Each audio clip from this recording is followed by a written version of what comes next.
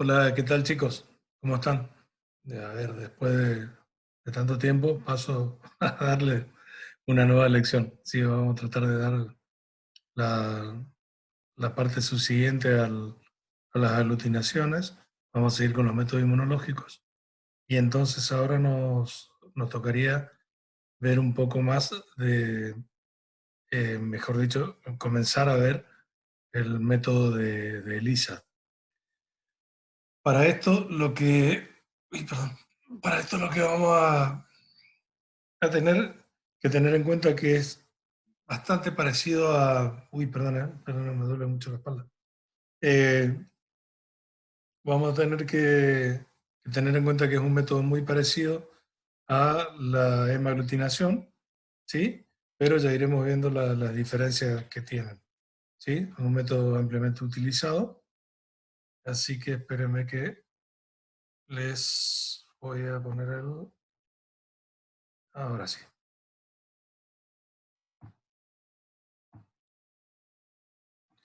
A ver, chicos.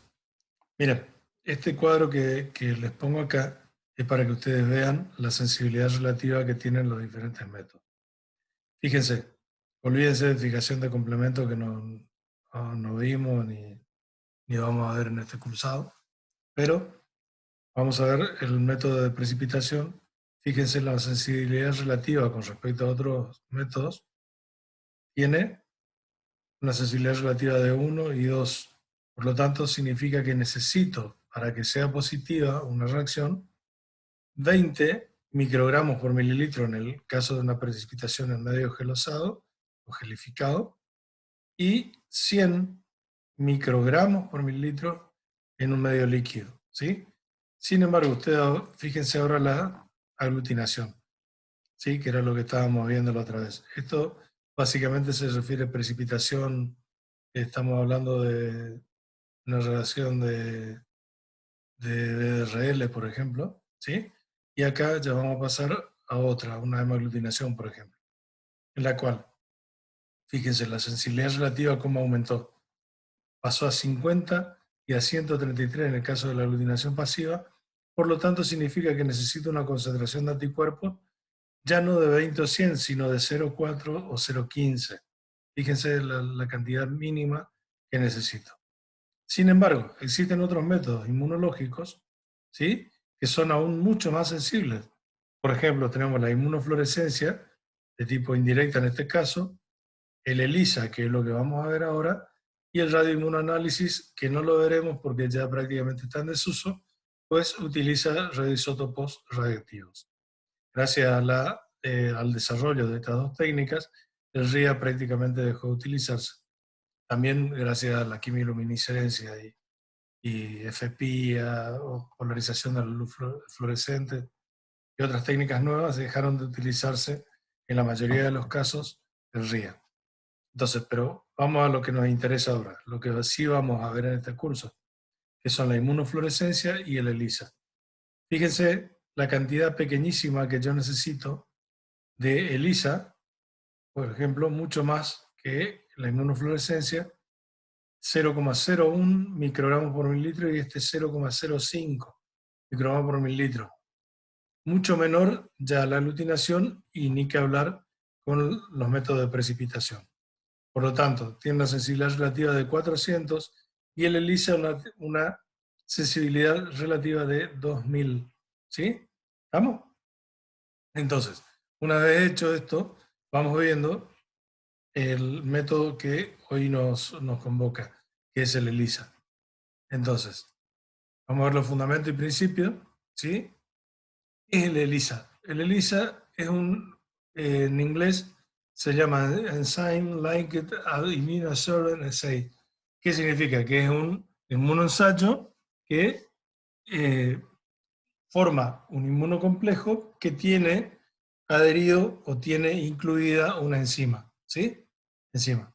Entonces, en criollo, que es un método inmunoquímico que lo que hace es que intervenga en alguna parte de la reacción una enzima que me permita a mí detectar lo que estoy buscando. ¿Estamos? ¿En qué se basa? En la detección del antígeno o del anticuerpo inmovilizado sobre una fase sólida mediante anticuerpos, si es el caso de detectar un antígeno, o antígenos si voy a detectar anticuerpos, que directa e indirectamente produce una reacción cuyo producto, por ejemplo, con un colorante o utilizando un colorante, puede ser medido espectrofotométricamente, es decir, un espectro, o detectado a simple vista, que es lo que se suele hacer muy a menudo. ¿Estamos? ¿En qué se diferencia el ELISA de una hemaglutinación? Se diferencia en que, mejor dicho, lo que los iguala es que utilizamos las plaquitas parecidas de 96 pocillos, pero en el caso de el ELISA, lo que vamos a tener es o el anticuerpo pegado a las paredes, si ahora vamos a ver un grafiquito, o el antígeno también puede estar pegado, depende de lo que yo quiera estudiar. Entonces, ¿en qué áreas se utilizan mucho? Fundamentalmente la inmunología, ¿sí? También en otras especialidades, como pueden ser microbiología, hematología, endocrinología y muchas otras. Entonces, lo que les decía, fíjense, en fase sólida se utilizan placas con pocillos, pero la única diferencia, les vuelvo a decir, es que lo que voy a utilizar para detectar lo que me interesa está pegada a la pared, ¿sí? En el caso de la aglutinación no hay nada pegado, ¿sí? Sino que el antígeno puede estar pegado directamente, o el anticuerpo se pega al glóbulo rojo, pero no a la pared del pocillo. Los lectores de ELISA no son más que espectrofotómetros. ¿Qué condiciones tienen? A ver, ¿qué características tienen? Las técnicas de microplacas, ya lo que le vengo diciendo. Es como se utilizan las microplacas, es decir, como si nosotros consideramos una gradilla de 96 tubos, ¿sí? O sea, podemos hacer 96 determinaciones en cada microplaca. Las ventajas. Tiene igual o superior sensibilidad que las pruebas en tubos. Se trata de un micrométodo, por lo tanto es fácil de automatizar, ¿sí? Y puedo procesar grandes cantidades de muestra en corto tiempo. Imagínense que puedo hacer un control positivo, un control negativo, y después si yo quisiera hacer de forma, de forma cualitativa, es decir, poder detectar si son positivas o negativas. Ahora vamos a ver imágenes de eso. Yo puedo largar sin hacer diluciones, lo que hago es largar un control positivo, un control negativo, y después empezar a puedo largar hasta 94 muestras más, ¿sí? Entonces, en un solo paso puedo detectar, puedo analizar la existencia de determinada enfermedad en 94 pacientes diferentes, ¿sí? Por lo tanto, me permite agilizar mucho el trabajo en el laboratorio, si se tratara de una determinación de tipo cualitativa. Ahora, si es semi-cuantitativa, ya es otra cosa. ¿Cuál es la desventaja? Que se necesitan a veces centrífugas especiales y que algunas placas deben ser tratadas antes de su utilización. Esto básicamente es por un fenómeno que se produce de estática y nunca hay que olvidarse de que al empezar a ocupar esas placas habría que pasarle un pañito, un papel mojado por la superficie. Ustedes tienen los pocillitos acá, entonces pasarle por, a ver, ¿cómo nos dirían nuestros tíos, nuestros abuelos? Por el culo de la placa, ¿sí? Pasarlos, y entonces ahí se elimina la estática y se puede evitar falsos positivos o negativos en la determinación que estamos haciendo. Entonces, esto es lo que les decía hoy. Fíjense, en este caso, lo que nosotros tenemos son anticuerpos, que son los amarillitos, ¿sí? Que están pegados, ya vienen pegados en el kit. Por esa razón son mucho más caros que los de hemaglutinación. Vienen pegados los anticuerpos, es decir, adheridos a la superficie. Entonces lo que tendremos que hacer nosotros en un primer paso, en este caso se trata de una determinación de tipo directa, ¿sí? Estoy queriendo ver anticuerpos, pero a los cuales tienen directamente, a los cuales se le adosó ya una enzima, o previamente se hace la unión con los anticuerpos que están adosados y luego se le adiciona una enzima con un colorante que hace que esto pueda visualizarse. En el caso de que sea negativo, esto no pasará, no se formará el inmunocomplejo. Por lo tanto, fíjense que en una reacción positiva se forma un manto, acuérdense que es parecido a la hemaglutinación, ¿sí? Pero en este caso no es porque tengamos un manto sobrenadante, sino que aquí lo que tenemos es una marcación de todos los inmunos complejos, o casi todos, de tal manera que uno al mirarlo de arriba ve como si fuese un manto, ¿sí? En el caso de que sea una reacción negativa, ¿qué pasa? Los colorantes se irán todos abajo y harán un punto, ¿sí? Entonces fíjense en este caso. Acá son la forma de visualización esquemática, ¿estamos? Que ahora iremos viendo. Fíjense, estos son los mantos y estos vendrían a ser los casos puntuales, o sea, negativos. ¿Estamos? Entonces, ¿para qué me sirve? Para detectar anticuerpos aglutinantes e incompletos. Existe una buena relación con los test de Coombs. Disculpen, esto tiene que ver con lo anterior, con hemaglutinación. Se me chipoteó acá. Así que bueno. Entonces, la característica que decíamos, que tienen los ELISA. Si se basan en dos fenómenos biológicos importantes, uno es que utilizamos la alta especificidad de los anticuerpos, generalmente se utilizan anticuerpos monoclonales, ¿sí? Y la alta actividad de algunas enzimas que se usan en este ensayo, que permite que se amplifique la señal generada por la muestra. Tienen generalmente dos etapas, ¿sí? Primero, si yo tengo anticuerpos adosados a la pared, lo que tengo que hacer es que cuando le agrego el suero del paciente y estoy buscando antígeno, tengo que darle suficiente tiempo para que se produzca el inmunocomplejo, es decir, se adhiera. ¿Estamos? ¿Estamos hasta ahí? Entonces, y en el segundo paso, lo que voy a tener es la comprobación de la existencia de ese inmunocomplejo. ¿Mediante qué? La utilización de un conjugado enzimático que me permita visualizarlo o medirlo. Entonces, ¿qué otra característica tiene el ELISA? Que es una técnica sumamente sencilla, ¿sí? Y lo que les decía hoy, generalmente utiliza anticuerpos monoclonales, que seguramente a ustedes en la mente les retrotraerá a las clases que dábamos de metodología, ¿sí? En la cual que veíamos que uno de los premios Nobel argentinos era César Milstein, ¿sí?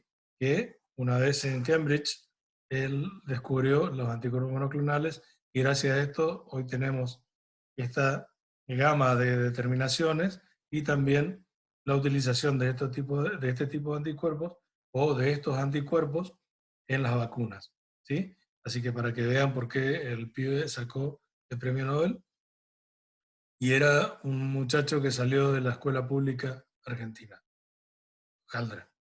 ¿Estamos?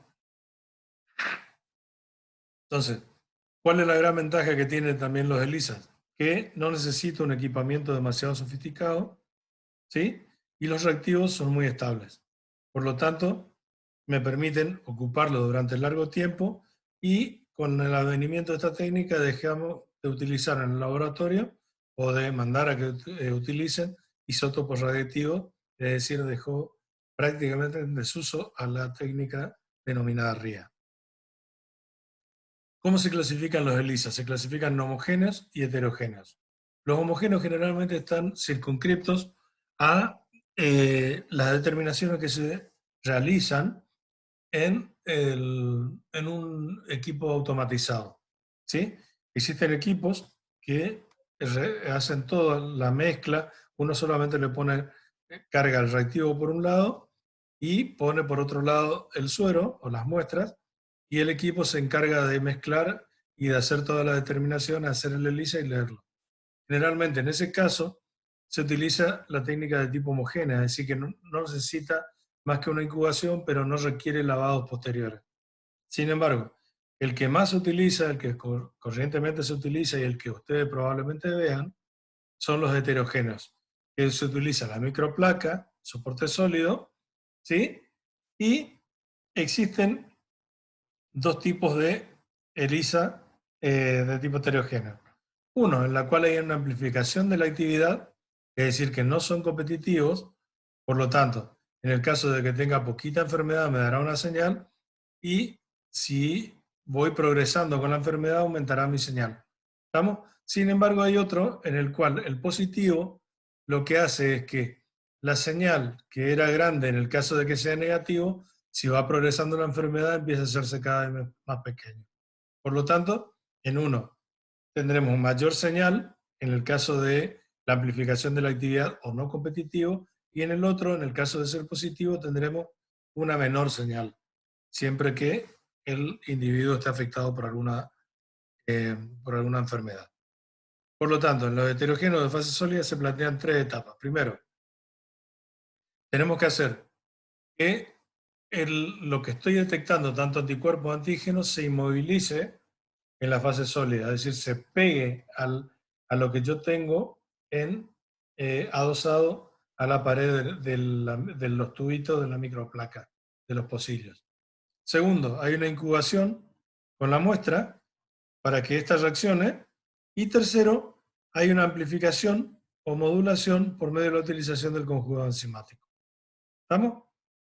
Resumiendo, los ensayos de ELISA permiten detectar anticuerpos específicos, antígenos solubles, antígenos de superficie celular, ¿sí? Que deben utilizarse, eh, eh, unirse específicamente y quedar fijos al reactante de fase sólida, es decir, a lo que venga ya en el tubito adherido. ¿Estamos? Entonces, ¿qué fases tendríamos? Fíjense, primero podríamos hacer un marcaje de anticuerpo, ¿sí? En este caso, fíjense, el anticuerpo le adoso una enzima, ¿sí? Y en el otro caso es cuando la enzima se adosa a un antígeno. ¿Estamos? Entonces, primero, ¿qué puedo utilizar adosado a la pared del pocillo? En este caso puede ser un anticuerpo y en este caso también puede ser un antígeno. ¿Estamos? ¿Qué es lo que pondría generalmente? ¿Qué es lo que se pone para detectar si pues, tengo anticuerpos aquí?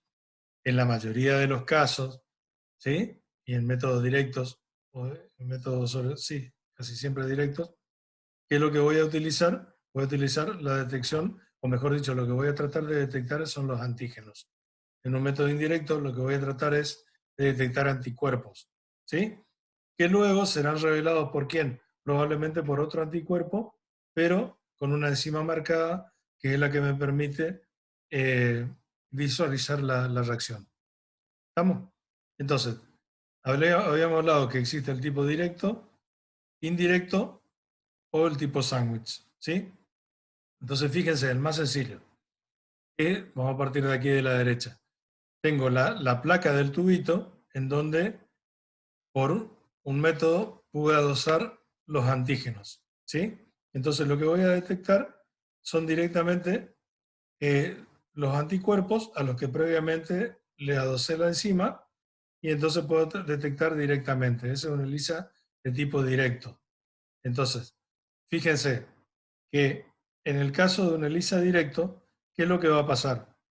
Si yo le agrego el sustrato, ¿qué pasa? Va a dar una solución coloreada.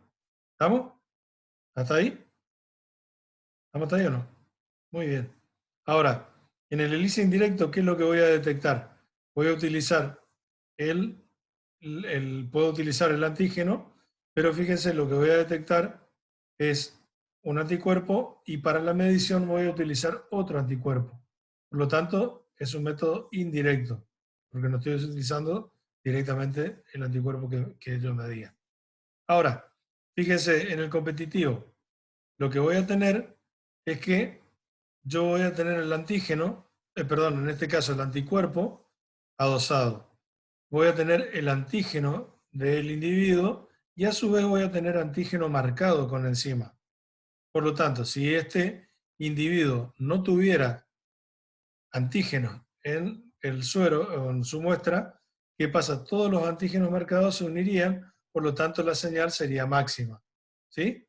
Y entonces estaría en el, ¿qué pasa? Si fuera negativo, yo estaría en el caso de una señal máxima, ¿sí? A medida que aumenta la concentración de mis inmunocomplejos, es decir, que los pacientes tengan más antígenos para competir con los que están marcados, ¿qué es lo que va a pasar? La señal va a ser cada vez menor, ¿sí? Es lo que habíamos hablado hoy, cuando eran competitivos o no. De todas maneras, cualquier cosa que ustedes no entiendan, después me preguntan, ¿saben? Bueno. Estos son los protocolos de ELISA que se utilizan, generalmente échenle un vistazo después, pero fíjense en los protocolos indirectos, ¿qué pasa? Lo que se utiliza es la detección de anticuerpos, los reactivos suelen ser antígeno puro o semipuro, ¿estamos? Y se requieren grandes cantidades de antígenos. En el directo competitivo, se utiliza para la detección de antígenos solubles, el antígeno es puro o semipuro, ¿sí? Y un ensayo rápido que tiene una buena medición. El anticuerpo, también hay uno de anticuerpo sándwich que detecta antígeno soluble y se llama generalmente anticuerpo de captura y es más sensible todavía. ¿Por qué? Porque al antígeno pueden atacarlo por dos sitios activos, ¿sí? Entonces tiene mayor especificidad que si lo atacara simplemente por un lado. ¿Estamos? ¿Se acuerdan que era el sitio activo, no? El sitio activo es la porción del antígeno por la cual se une la fracción variable del anticuerpo, ¿sí?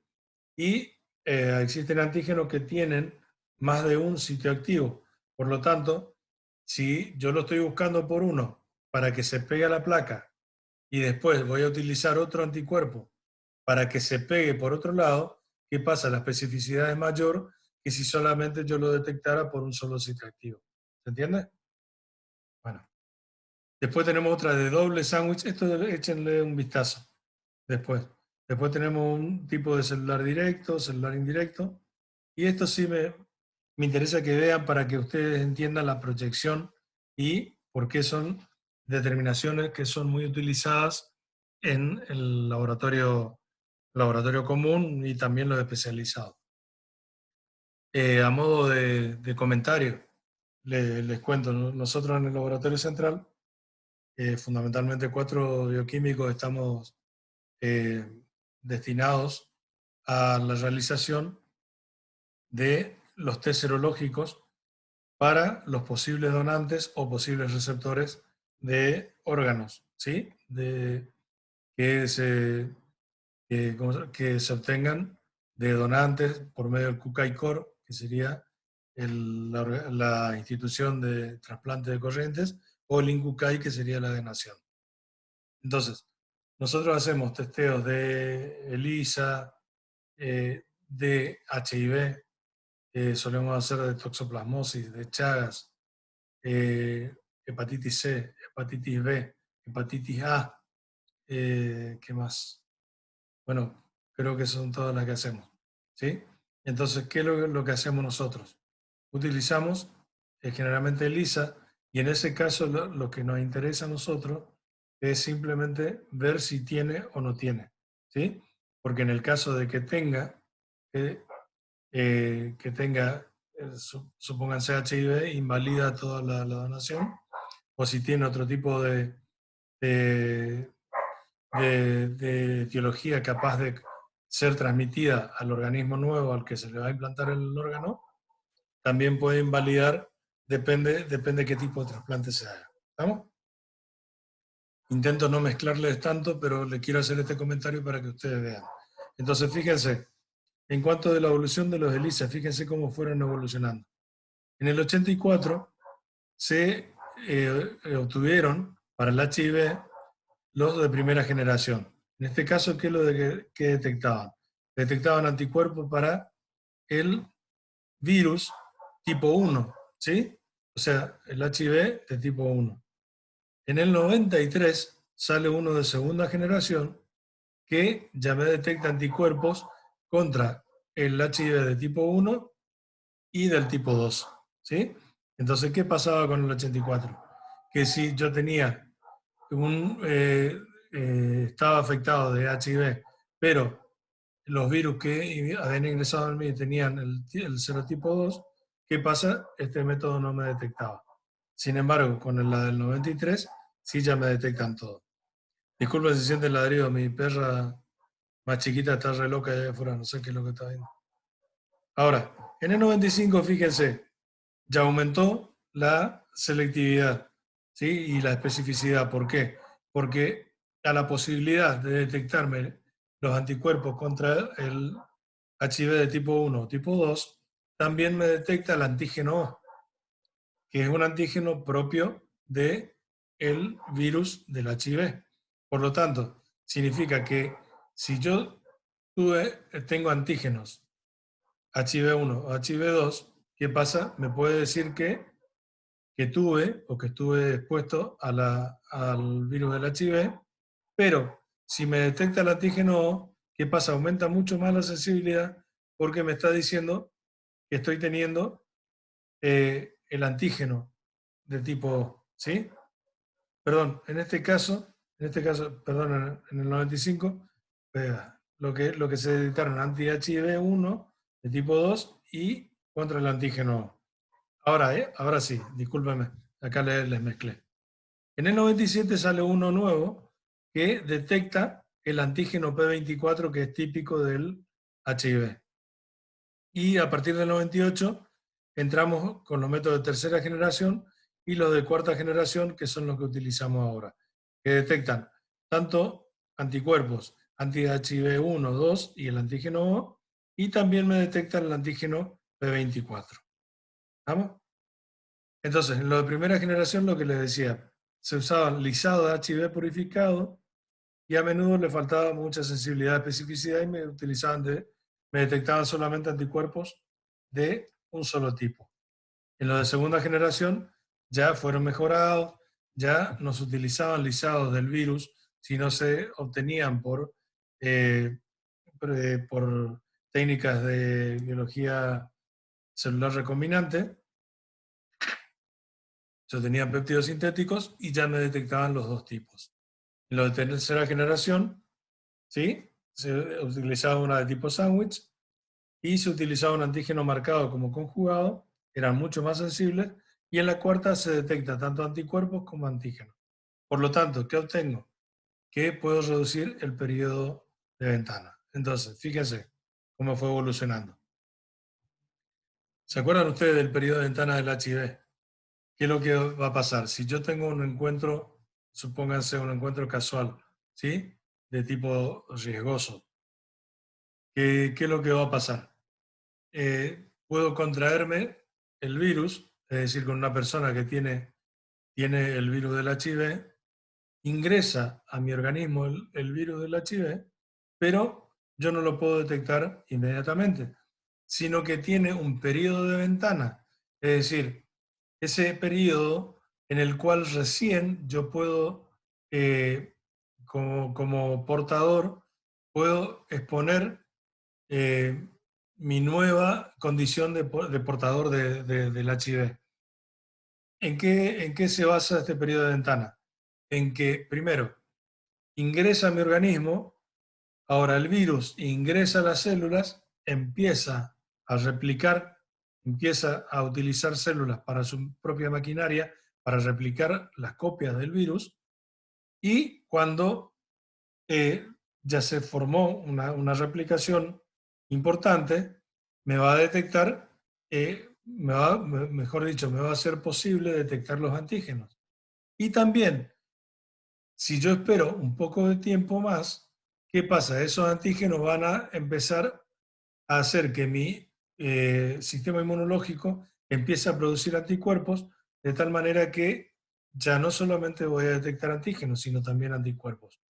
Entonces, los métodos antiguos, ¿qué es lo que hacían? Detectaban anticuerpos, por lo tanto, tenía un periodo de ventana de casi 45 días. Cuando fuimos utilizando ya no los lisados de los virus, sino por recombinación genética, perdón, sí, péptidos recombinantes, ¿qué es lo que hacíamos? Bajamos el periodo de ventana a unos 30-35 días, ¿sí? Quiere decir que si yo tuve la relación casual que de tipo riesgosa y estoy desconfiando, imagínense el temor de cada persona. Entonces, antes tendría que esperar 45 días para enterarme si realmente era portador o no. Sí, ahora ya en 30-35 días. Sin embargo, fíjense, en la de tercera generación, ¿qué es lo que va a pasar? Ya abajo, el periodo de ventana se bajó a 20 y pico de días, 20 y poquito. ¿Sí? Y cuando se empezó a detectar el antígeno P24, ¿qué es lo que pasa? Se bajó el periodo de ventana a menos de 20 días. ¿Sí? Y en este caso, lo que está hablando es una determinación de RNA, ¿sí? Que se puede bajar mucho más utilizando una técnica de Western blot. Por lo tanto, ¿qué utilización tengo en el HIV con respecto a los test de ELISA? Los test de ELISA son muy fiables, son muy específicos, son muy sensibles, ¿sí? Y una vez que yo detecto o me da un positivo para un HIV, lo que tengo que hacer es buscar una confirmación, para lo cual voy a utilizar la determinación de ciertas proteínas y también del RNA por una técnica que es la de Western blot. ¿Estamos?